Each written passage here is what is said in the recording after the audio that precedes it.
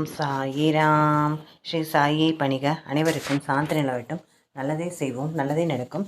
சாய்ராம். இன்னைக்கு விஷ்ணு சகசரநாமம் 498வது திருநாமம். கோப்த்ரே நமக. முன்னொரு சமயம் வாசிஷ்ட கோத்திரத்தை சேர்ந்த பல முனிவர்கள் நம் தமிழகத்தில் காவிரிக்கரை ஓரமாக வசித்து வந்தார்கள்.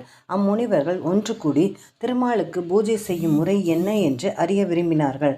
அதற்காக பல முனிவர்களை அவர்கள் அண்டினார்கள். பாரத தேசம் எங்கும் உள்ள பல முனிவர்களிடம் அவர்கள் சென்று பிரார்த்தித்த போதும் திருமாலுக்கு பூஜை செய்யும் முறையான ஸ்ரீ பாஞ்சராத்திர ஆகமம் இப்போது வழக்குழைந்து போய்விட்டது. அதனால் எங்களுக்கு பூஜை முறைகள் தெரியாது என்று சொல்லிவிட்டார்கள். அதன் பின் அவர்கள் கலோஹர் என்ற முனிவரை சென்று பற்றினார்கள். கலோ முனிவர் வேதங்களில் சொல்லப்பட்ட வேள்வி முறைகளை நான் அறிவேன். அவற்றின் மூலம் திருமாலை ஆராதித்து வருகிறேன். ஆனால் வீட்டிலோ கோவிலிலோ விக்கிரக வடிவில் எழுந்தள்ளி இருக்கும் இறைவனுக்கு பூஜை செய்யும் முறைகளை நான் அறியவில்லை. மேருமலை அடிவாரத்தில் ஏகதர் என்றொரு முனிவர் உள்ளார். அவரிடம் சென்று பிரார்த்தியுங்கள் என்று சொன்னார். யார் அந்த ஏகதர் என்று முனிவர்கள் கேட்க, கலோலல் பிரம்மாவுக்கு 3 பிள்ளைகள் பிறந்தார்கள்.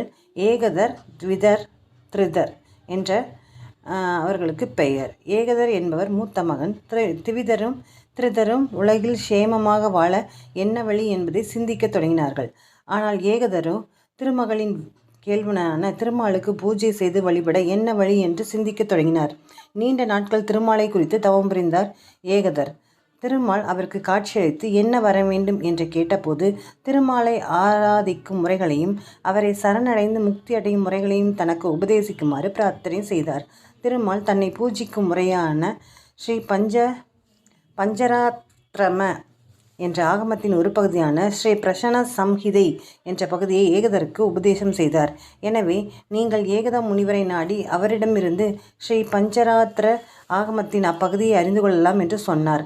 அதன்படி மேருமலை அடிவாரத்தில் உள்ள ஏகத முனிவரின் ஆசிரமத்திற்கு இந்த முனிவர்கள் சென்றார்கள். ஏகதரை வணங்கி பூஜித்தார்கள். என்ன காரணமாக என்னை தேடி வந்துள்ளீர்கள் என்று முனிவர்களிடம் கேட்டார். ஏகத முனிவரை, நாங்கள் திருமகளையும் திருமாலையும் பூஜிக்கும் முறையை அறிய விரும்பி வந்துள்ளோம் என்று முனிவர்கள் ஏகதரிடம் கூறினார்கள். ஏகதரும் கருணையோடு அவர்களுக்கு ஸ்ரீ பஞ்சராத்திர ஆகமத்தின் பகுதியான ஸ்ரீ பிரசன சம்ஹிதையை உபதேசம் செய்தார். அந்த பகுதி முழுவதும் மகாலட்சுமி திருமாலிடம் பூஜை முறைகள் குறித்து கேள்விகள் கேட்க அதற்கு திருமால் பதிலளிப்பதாக அமைந்துள்ளது. இதை உபதேசம் செய்த ஏகதர், முனிவர்களே வாருங்கள், பாரத தேசத்தின் தெற்கு பகுதியில் காவிரி கரையில் உள்ள பாஸ்கர மான கும்பகோணத்தில் ஸ்ரீ சாரங்கபாணி பெருமாள் எழுந்தருளி உள்ளார். அவருக்கு தொன்று தொட்டு இந்த முறையில்தான் பூஜை நடந்து வந்தது. இடையில் இது வழக்கொழிந்து போய்விட்டது.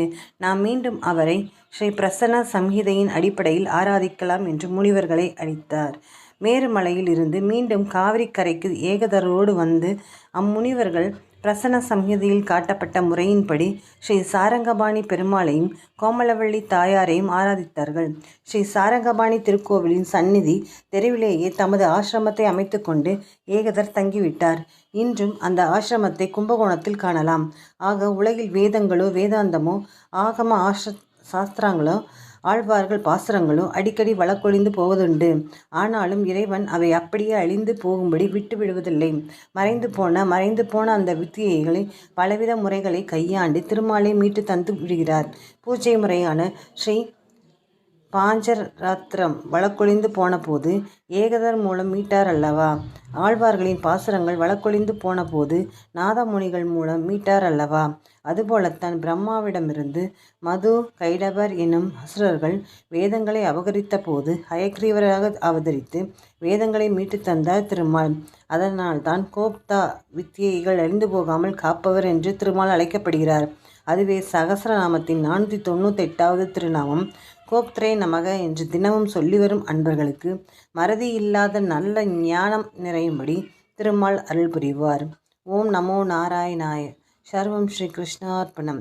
ஜெய் சாய்ராம். சாயப்பாவின் திருவடிகளே சரணம்.